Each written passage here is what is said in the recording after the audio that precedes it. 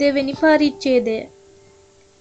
ඒ වටිනා ආගන්තුක මහලු මිනිසා නික්ම ගොස් තුන්වන දිනේ රාත්‍රියේද අඹරාගත් ගොරක දළු වදකහ ලුණු කල්කය පිච්චිගේ දෙකකුල්වල ගෑමට කෙටිහාමී අතට ගත්තේය.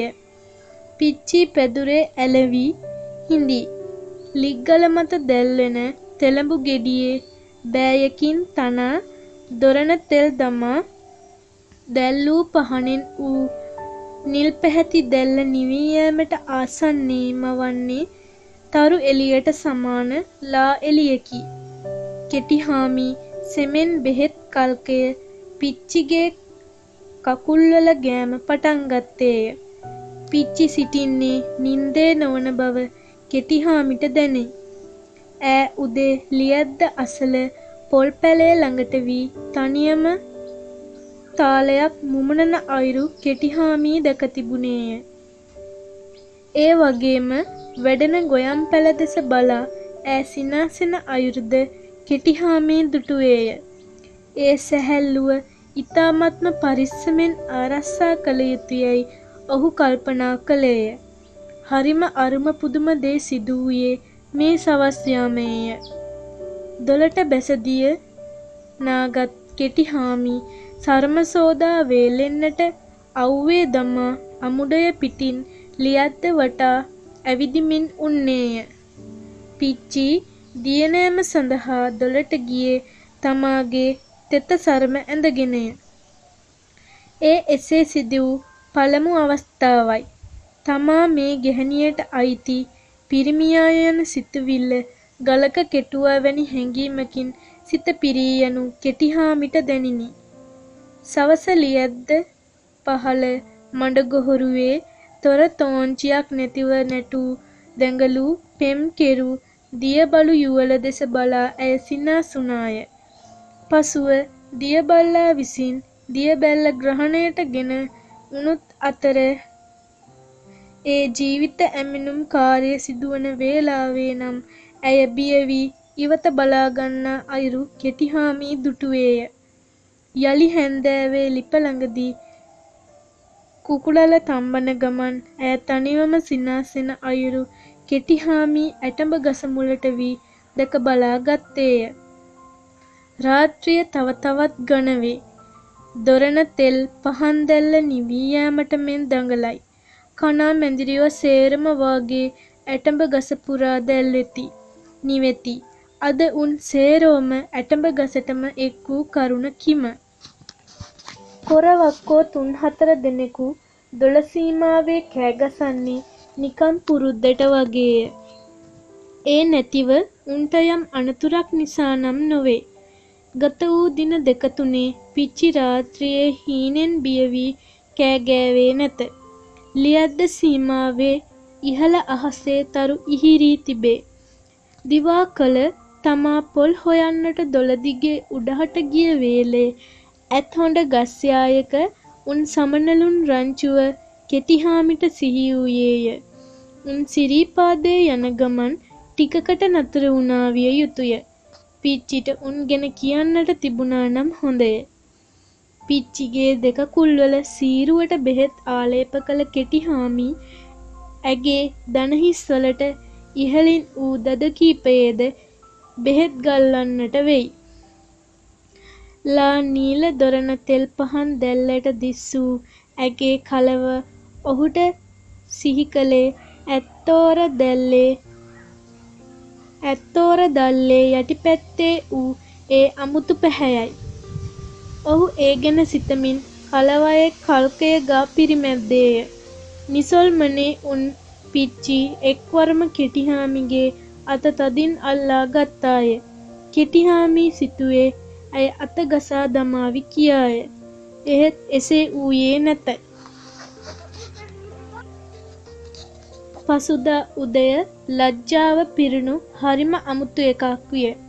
ඔවුන් හෝරා 2-3ක් යනතුරුත් හරි හැටි මුහුණට මුහුණ බැලුවේ නැත. එහෙත් වෙනදාටත් කලින් අවදි වූ පිච්චි මිදුලේ වැටුණු කොළ අහුලන අතරේ ලියද්ද වටා සන්තෝෂයෙන් යුතුව ඇවිදින කෙටිහාමිව දුටුවාය. කොළරොඩු අහුලා කොළපතකට එක්කාසු කරන ගමන් පිච්චිද තනියම සිනාසෙනු කෙටිහාමී දුටුවේය. ඉර හොඳටම ඇහැරී හෝරා දෙක තුනක් ගත වූ තැන පිච්චි විසින් තැන්වූ කටුවල කොළපත කෙටිහාමිට පිළිගන්නන වේලේදී ඔවුන්ගේ ඇස් එකට එක මුණගැසිනි. කෙටිහාමිට එය අමුතුම දවසක් වූයෙන් ලියද්ද අසලට වී සුළඟ අමතා කවියක් කීමට කල්පනා විය. මහගස් අතුමත හිඳ පල්ලම් බසින සුළං පුංචි ගොයම් ගස් නටවනු පෙනේ. සිය පියා හීතල හාමි කී කවියක වචන කෙටිහාමිට යන්තමින් මතක තිබිණි. වරෙන් වරෙන් සුලන්නේ, සුළං සුළං වරෙන්නේ, අපිව බලා යන්න වරෙන්නේ, අපේ කුඹුර බලා යන්න වරෙන්නේ. ඔහු සන්තෝෂයෙන් එහෙත් තාලයට ඇද පැද කියමින් ලියැද්ද වටා ගමන් කළේය. ලිප ළඟ උන් පිච්චි තනියම සිනාසිමින් එය අසා සිටියාය. මීළඟ කොටසින් හමුවෙමු. සුබ දවසක්. 3 වෙනි පරිච්ඡේදය. කෙටිහාමි වනාන්තරයෙන් බොහෝ දේ සොයාගෙන විත් පිච්චිට කන්න දෙයි. මුලින්ම පිච්චි වමනය කරන සන්ධියේදී තැඹිලි පැලයක් ඉඟුරු පැලයක් සමග අන්නාසි මිරිස් සහ දෙහි පැළද හාල් සේරු 4ක් සහ කුරක්කන් සේරුවක්ද රැගෙන පැමිණි හතිරිහං රාළ මාමණ්ඩි ඇයට නියම කළේ සුමාන 2-3ක්වත් හිඟුරල කන්න කියාය. ඔහු කිව්වේ එසේ හිඟුරල කෑමෙන් ළමයා හොඳින් කුසේ පෙළපදියම් වන බවය. මේ සමයේ බවලත් ඇත්තියන්ට ගිරියක්ෂණියන්ගෙන් සිදුවන කරදරවලින් ආරක්ෂා වීමට ඔහු නූලක්ද පිච්චිගේ ගෙලේ ගැට ගැසුවේය.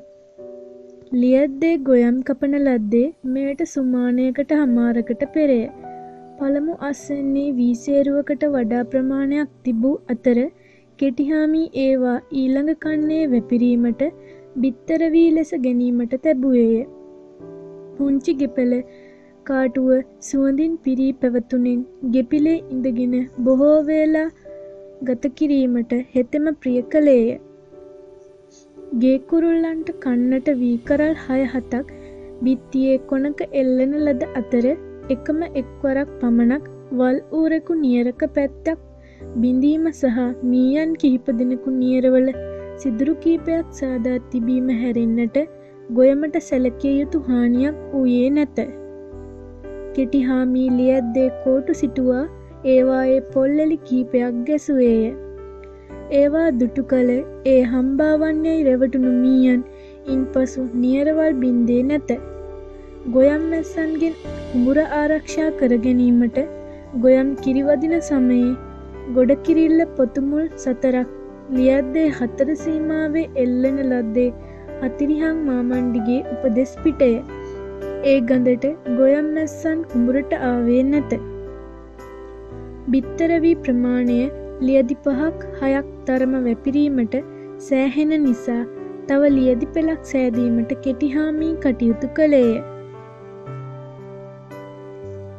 අමාවක ලබන දින සවස් යාමේ පටන් මහවැසි ඇදහැලෙන්නට විය. පෝය දිනයට පිච්චිට විලිරුදාව සෑදනු ඇතැයි කියූ හතිරිහං මාමණ්ඩි ඒ වෙලාවට උඹලත් එක්ක ඉන්න මං එනවා ඊ කල් ඇතිවම කියා තිබිණි. මහා වර්ෂාවේ ගෙපිල මත ඇන තබාගත් කෙටිහාමි හතිරිහං මාමණ්ඩි එනතෙක් මඟ බලාගෙන සිටියේය. ගේ තුල පැදුර එලාගත් පිච්චි එහි වාඩි වී සිටියාය. ඔවුන්ට දැන් වියලාගත් තලකොළවලින් වියාගත් හොඳ මෝවිට සහිත පැදුරක් තිබේ. මේ ගත වූ කාලය තුල ඔවුන් වරිච්චි ගසා කාමරයක් සහ කුස්සියක් තනාගෙන තිබුණේය. ගේ තැනීමට ප්‍රථම වේවැල් පෙට්ටියේ තිබූ කිකිලි බිත්තරයක් තරම් වූ රවුම් ගල කෙටිහාමි විසින් හතිරිහං මාමණ්ඩිට පෙන්වන ලද අතර ඔහු කිව්වේ අත්තිවාරමේ මුල්ලකට සිටිනසේ එය වලලා ගේ සාදන්න කියාය. ඔය රත්නපුරා පැත්තට වෙන්න නම් පාට පාට ගල් එක්කාසු කරනවලු තම්බි මිනිස්සු. නවන් දන්න ගොල්ලෝ රන් අබරණ හදන්න නිල් රතු ගල් ගන්නවාලුනේ. කාටද ඉතින් ඔව්ව උස්සාන රත්නපුරා යන්න වෙලාව තියෙන්නේ. වෙන වැඩක් නැතුවට හොඳා. උඹලට ලැබුණු දුංගල ගෙට යට කොරලා ගේ හදාපුවහම උඹලගේ ගෙට වාසනාව සිරියාව ලැබෙයි. කාරණේ සැබෑය. ගේ ඉතාමත් වාසනාවන්ත පාටය. ලියදි පෙළ දෙස සිට ගේ දෙස කොච්චර වෙලා හරි බලාගෙන හිඳීමට කෙටිහාමී කැමතිය. පිච්චි වඩාත්ම කැමැත්ත දැක්වූයේ කුස්සියේ විසීමටය. ඔවුන්ට දැන් කෑම පිසීමට මී තෙල්ද තිබේ. මී යට වේලා පොතු හැර ගල උඩ තබා තලා රෙදි පාංකඩයක ලා වැරෙන් අඹරා ඒවා හින්දේ කෙටිහාමිය. පිච්චි ඒවා කොළපත් ගොටුවල දමා කුස්සිය ලිපට ඉහලින් ඉල්ලා තැබුවාය. එපමණක් නොව අටු කොස් වැලි කොස් ඇට වියලාගත් අල ගොබසේම කිතුල් පිටි සේරු කිහිපයක්ද ගෙයි තිබේ. මිල්ල කොටයක් කපා තනාගත් වංගෙඩියකට හිමිකම් කීමටද ඔවුහු පොහොසත් වී සිටියහ. ලේ වැඩීමට දවසක් හැර දවසක්වත් පොළොස් කෑ යුතු බව හතිරිහං මාමණ්ඩී කී නිසාම කෙටිහාමී නිතර හොඳ කොස් ගස් වලින් පොළොස් කඩා ගෙනාවේය. ඉතා රසට පොළොස් වෑංජනයක් තනා ගැනීමට දැන් ඔවුන්ට වේලාගත් ගොරකාද ඕනෑ තරම් තිබේ. වැස්ස තුරල් කරන පාටක් නැත. කෙටිහාමී පිලේ ඇන තබාගෙන වැස්ස දෙස බලාගෙනම සිටියේය. මෙහෙව් වරුසාවක් මන්නං දැකලා නෑ සම්මත් ජාතියකට. නියරවල් ටිකත් එක්ක හෝදාගෙන ඇයිද මන් දන්නේ. වර්ෂාව තද නිසාම කුඹුරු පෙදෙස පැහැදිලිව නොපෙනේ. අලුත් පුංචි ගොයම් පැලසේම පහළ අලුත් නියර පෙළ සිහිවන විට කෙටිහාමිගේ පපුව පිච්චී යයි. වර්ෂාව එන්න එන්නම වැඩි වුණා මිස අඩු වුණේම නැත. කළුවරද වැටුණේය. පහන පත්තු කර දොර ළඟ තැබුවේද කෙටිහාමී විසිනි. වර්ෂාවට ගිනිමැලේ නිවී ගොස්ය. කෙටිහාමී යලි පිච්චි දෙස බැලුවේය. පිච්චි පෙරසේම පැදුරේ හිඳගෙන කකුල් දෙක දිගෑරගෙන නිසල්මනේ හිඳි. මෙවේලේ මෙහෙම නිසල්මනේ උන්නද එය දැන් ඉස්සර වගේ නොවෙයි. කතා කරයි, විහිළු කරයි, සිනාසෙයි. දොළ දරුණුවට ගලන්න වී දැන් හෝරාවකටත් වැඩිය. සුළඟ සමග ගෙට හිරිකඩ වදින්නේ කවුරු හරි කුල්ලකින් වර්ෂාව හරහා පවන් ගසන්නාසේය. ඒ අතර දොළ දෙසින් යම් කෑගෑමක් ඇසූ නිසා කෙටිහාමී වහා කලබල විය. මාමණ්ඩී ඇවිල්ලා වගේ දොලේ වතුර වැඩි කරලා එන්න හැටියක් නැතුව ඇති. බලා ඉඳපල්ලා මං බලලා එන්නම් විජහට. එසේ කී ඔහු අසල තිබූ තල්ලත්තද ඉහලාගෙන කැකුණ තෙල් දැම්මූ උණබට විලක්කුවද පත්තු කරගෙන දොළ දෙසට දුවන්නට විය. දොලේ වතුර ඉතාමත් වැඩි වී තිබේ. දිය සුලි නගමින් මහා හඬ නගමින් ගලාගෙන යයි. මහල්ලා මහා වර්ෂාවට තෙමි තෙමීම එතර වූ ගොඩපර ගහ අසල හිඳි. ඔහු කෙටිහාමිගේ විලක්කු එළිය දැක කෑ ගෑවේය. මට එන්න හැටියක් නෑ බොලං. වතුර පාර හොඳටම වැඩි. මං අඩු වුණාම එන්නම්. උඹ ගෑණී සෝදිසි කරහන්. ඔහු කී දේ මහ වර්ෂාව අතරින් ඇසුනේ කඩින් කඩය. කෙටිහාමිට කළ හැකි කිසිත් සිතට නොනැගේ. වැස්ස වසින්නේ යම් කෝපයකින් මෙන්ය. කෙටිහාමිට යලිත් ගෙදර දුවලා එන්න සිතෙයි. තල් අත්ත ඔහුට මහා කරදරයක්ය. ඔහු එය විසිකර දැමුවේය. විලක්කුවද නිවී ගියෙන් හේ කළුවරේම ගෙදර ආවේය. පිච්චි පෙරසේම වාඩි වී හිඳි. කිසිදු කතාබහකට ඈතුල කැමැත්තක් නැති බව පෙනේ. කෙටිහාමී මඳක් ඇය විපරම් කොට යලි දොළ දෙස දුවන්නට විය. මහල්ලා සැඩපහර අයිනටම විත් ඉන්නා අයුරු පෙනේ. මෙගොඩ වූ මීගසක එගොඩ කරා නැමුණු අත්තක් අල්ලාගත් ඔහු කෑගසයි. මට මේ මී අත්තේ එල්ලිලා ඔය පැත්තට එන්න පුළුවන් වෙයි. ඒත් බොලං මේ තරම් ජලස්කන්ධයක් මං මීට කලින් නම් දැකලා නෑ. මං කොහොමින් හරි එන්නම්. උඹ ගෙදර ඵලයන් මයි පුතේ. හත්තිලව්වයි බලාගෙනයි රත්තරන් මාමණ්ඩියේ කරන දෙයක් කල්පනාවෙන්. මහල්ලා අත්තේ එල්ලී මෙගොඩට එන්නට වැරදරයි. කෙටිහාමී මෙගොඩ සිට කෑගසයි. වැහි පොද ඇඟට වදින්නේ බොරළු කැටමෙනි. සම විදගෙන යන සීතල ඇටමිදුළු හරහා ගමන් ගනී. ගේ දෙසින් පිච්චිගේ ලතෝනිය ඇසුනේ ඒ වෙලාවේය. කෙටිහාමි කලබල වෙයි. රත්තරම් මාමණ්ඩියේ ගෑණි කෑ ගහනවා. ගෑණි ගාවට ඵලයන් පුතේ. කෙටිහාමි යලි හීයක වේගෙන් ගේ දෙසට දුවයි. ඔහු දකින්නේ පිච්චි සාලේ පැදුරේ දිගාවි විලිරුදාවෙන් දඟලන අයුරුය. වතුර කොළපත් ගොටුවක් අමතර රෙද්ද සහ වප්පිහියක් ඇය තමාට ලං කරගෙන තිබේ. ඇය මරලතෝනි දෙද්දී මිනිසකු පත්වන අන්ත අසරණම තත්ත්වයට කෙටිහාමි පත් වී හිඳී. කළ යුත්තේ කුමක්ද යන්න පිළිබඳ කිසිදු අදහසක් ඔහුට නැත. ඔහු පිච්චිගේ හිස ළඟ ඉඳගෙන හැකිතරම් හිස අත ගාමින් කෑගේවේය. ඉවසහං මය පිච්චියේ, ඉවසහං රත්තරනේ, සමන් දෙවි හාමුදුරුවෝ බලාගෙන ඇති මය අම්මේ. පිච්චිගේ කෑගැසීම නතර නොවේ. කෙටිහාමි උමතුවෙන් මෙන් ඒ මේ අත දුව මිදුලට පැන මිදුල කෙළවර වූ පහන් පැල අසලට දුවවිත් ඊට වැඳ කටින් හුස්ම ඉහළ පහළ ගන්නට විය. පහන් පැලේ බුදු පිළිමයක් නොවූ අතර එහි තිබුණේ කෙටිහාමිගේ සහ පිච්චිගේ අත්වල තිබී පරණ වී කැඩී ගිය පිරිත් නූල් කැබලි දෙක පමණි. කෙටිහාමි පහන් පැලට වැඳ යලි ගෙට දිව්වේය. පිච්චි පෙරසේම අසිහියෙන් මෙන් එක දිගට කෑගසයි. හෝරාවක්වත් ඇය එසේ කෑගසන්නට ඇත. කෙටිහාමි දඟලුවේ පිස්සු වැටුණු සතෙකු මෙනි.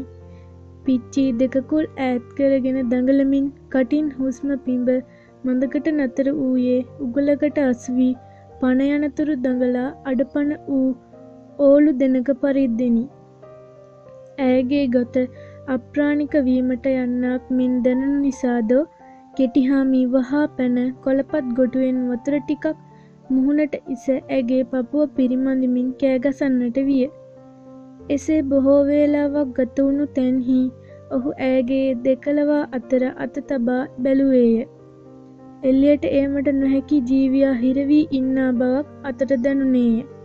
පිච්චි පනාදී යමක් හෝ නොවීමට තව ඇත්තේ ඉතා සුළු මොහොතක් බව කෙටිහාමිට දැනුනෙන් ඔහු යලි පිම්මේ දොළ ළඟට දිවාවේය. හතිරිහං මාමණ්ඩියේ, හතිරිහං මාමණ්ඩියේ. ඔහු ලතෝනි දුන්නේය. සැඩ පහර සුපුරුදු සේම ගලයි. එහෙත් මහල්ලාගේ කිසිදු ශබ්දයක් නැත. කෙටිහාමිට හැඬුම් ආවේය. බුදු රත්තරන් මාමණ්ඩියේ, ගෑණි පණ අදිනවා. මට මොනවාරි කියහං මාමණ්ඩියේ. ඔහුගේ කෑගැසීම අඳුරේම ගිලී ගියේය. ඔහු හඬමින්ම යලි ගේ දෙසට දුවන්නට විය.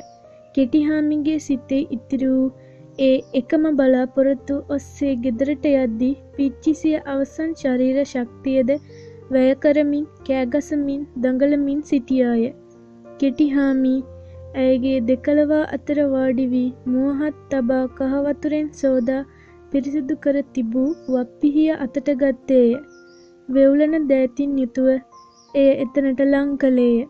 එය කෙසේ සිදුවීද යන්න හරිහැටි නිච්චි නැතත් ලේ විදුමක් සමග ළමයෙකුගේ කෑගැසීමක් ඇසෙන කල කෙටිහාමි සිටියේ සිහි නැති වීමට ඔන්න මෙන්න කියාය. පිච්චිගේ කෑගැසීම ක්‍රමයෙන් යටපත් වූ කල පැටවාගේ කෑගැසීම වර්ධනය වන්නට විය. කෙටිහාමිගේ සිත පුරා බියත් සන්තෝෂයත් සමසමව සිටිනසේ පිරී තිබුණු අතර ඔහුට දැනුනේ තමාගේ පපුවේ සිර වූ විශාල යමක් සැහැල්ලු වී ගියාසේය. තව අතකින් තව යමක් පපුවේ සිරවී යනු දැනුනේය. ඒ පිච්චිගේ නිසල්මන් වීමයි. ඔහු පැටවා හඬද්දීම යලි කොළපත් ගොටුවෙන් ඇයගේ මුහුණටත් ඇඟටත් වතුර ඉස්සේය. ඇය හුස්ම ගනී. කෙටිහාමි හඬන ළමයා පිච්චිගේ ළමට ලං කළේය. පියවුරක මුව ගැටෙද්දී ළමයා ඉවල්ලා හැඬීම නතර කර සිය පළමු ජීවන සාරය උරා බොන්නට පටන් ගත්තේය. පිච්චි සිය දකුණතින් පැටවා තව මදක් තමාට ලං කර ගත්තාය. කෙටිහාමිට සැබවින්ම හුස්ම වැටෙන්නට වූයේ ඒ වෙලාවේය. ගේ පුරා ලේ ගලන දුටුවෙන් කෙටිහාමි අමතර රෙද්ද ගුලි කර පිච්චිගේ දෙකලවා අතර සිර කළේය. ඔහු තවත් සෑහෙන්න වේලාවක් ගැහැණියත් පැටවත් වැළඳගෙන හදගැස්මෙන් යුතුව උන්ට උණුසුම සැපයුවේය. කෙටිහාමී යළි දොළ ළඟට දුවගෙන එද්දීද වැස්සේ අඩුවක් නොවීය. එහෙත් ඒ කරුමක්කාර දේ සිදු වී ඇති බව ඔහුගේ සිතට දැනුනේය. ඔහු අප්‍රමාණ වැර යොදා කෑ ගෑවේය. මගේ රත්තරන් බුදු හොතිරිහං මාමණ්ඩියේ. සුදු එළිය වැටී තිබේ. හාත්පස පරිසරය ලා සුදුපාට හීනයක් මෙනි. පෙරට වඩා පිරිසිදුවට පොතුවිල් දොළ ගලා බසි. දොළ අයිනට වන්නට තිබූ ලියදි පෙළේ නියරවල් සේදී ගොස්ය. ඉතිරි ලියදිවලද වැලිපිරි ගොයම් පැළ වැසී ඇති බව කෙටිහාමී දුටුවේය. වේල්ල බැඳී ගොස් තිබේ. ඒවා යළි ගොඩනැගිය හැකි නිසා ඔහුගේ සිතේ ඒ ගැන අමුතු දුකක් නොවේ. කෙටිහාමී විසින් ලෙයින් පෙඟුණු රෙද්ද දියේ ඔබා සෝදන්නට විය. වප්පිහියද දියේ ඔබා සේදුවේය. දොළ පහළ මීගසේ කැඩී ගිය අත්ත ඔහුට පෙනෙද්දී හිත පත්තු වී ගියේය. මහල්ලා එල්ලී හිඳ ඇත්තේ අඩි 10ක් පමණ උස අත්තකය. පෙරදා රාත්‍රියේ ඒ බිහිසුණුකම් ඔස්සේ හිමි වූ වස්තුව ගෙදර අත්පා ගසමින් කෑගසමින් පසුවේ. අහිමි වී ඇත්තේ මේ මහා වන භූමියේදී තමන්ට හමු වූ පළමු උදාර මිනිසාය. ජීවත්වීමට වටිනා ඖෂධ කියාදී පිච්චිට ළමයා ලැබීමට පහසු වේවායි පතා රඹුක් ඉස්ම තැඹිලි වතුර සමග මුසු කර බීමට නියම කළ වෙදදුරාය. පෙකණිවැල කැපීමට වප්පිහිය කහවතුරෙන් සෝදා තබා ගන්නා ලෙස උපදෙස් දුන් වැඩිහිටියාය. ළමයා උපදිනදා තමා සමග දුක සැප බෙදා ගැනීමට දුරගෙවා අඥාතියාය. රෙදි කෑල්ල සහ පිහිය සෝදා ගලක් මත තැබූ කෙටිහාමී මීගහ ළඟට පියවර මැන්නේය. ජීවිතය යනු කොතරම් බිහිසුණු දෙයට මුහුණ පෑමට සිදුවන පුදුමයක්දැයි ඔහුට කල්පනා විය. එගොඩ දොළකණ්ඩියේ මුලින්ම මහල්ලා උන් තැන ගොඩපර ගහේ එල්ලා ඇති යමක් කෙටිහාමී දුටුවේය. ඔහු වහා දොළ තරණය කොට ගොඩපර ගහ ළඟට ආවේය. රෙදි උරයක් ගසේ එල්ලා තිබිණි. එය මහල්ලාගේ බව ඔහු හඳුනා ගත්තේය. ඔහු එය විවර කළේය.